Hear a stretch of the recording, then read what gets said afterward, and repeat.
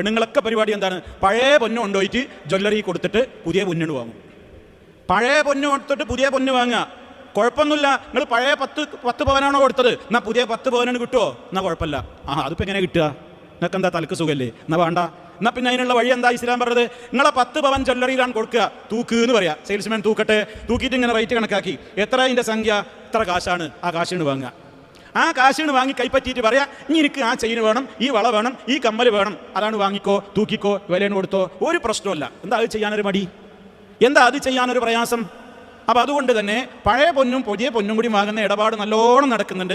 അത് പൊന്നും തമ്മിൽ കൈമാറുകയാണെങ്കിൽ ഈ നിയമമൊക്കെ ബാധകമാവും. അതല്ലയോ നിങ്ങൾ പഴയ പൊന്ന് കൊടുത്തിട്ട് അതിൻ്റെ വില കൈപ്പറ്റി അത് ബില്ല് എഴുതിയിട്ട് വെച്ചാൽ പോരാ. അത് ബില്ല് എഴുതി വെച്ചാൽ പോരാ. പണ്ഡിതന്മാരോട് പറയേണ്ടത് ബില്ല് എഴുതിയോണ്ട് കാര്യമായില്ല. നിങ്ങൾ പൈസ വാങ്ങിക്കോ, പൈസ വാങ്ങിയിട്ട് ഇനി അടുത്തത് പുതിയ പൊന്നെടുക്കുക, ഇതാ അതിൻ്റെ വില. അങ്ങനെയുള്ള ഇടപാടാണ് അതിൽ നടത്തേണ്ടത്. സ്വർണ്ണക്കുറികളിൽ നിന്ന് ജ്വല്ലറികൾ നടത്തുന്ന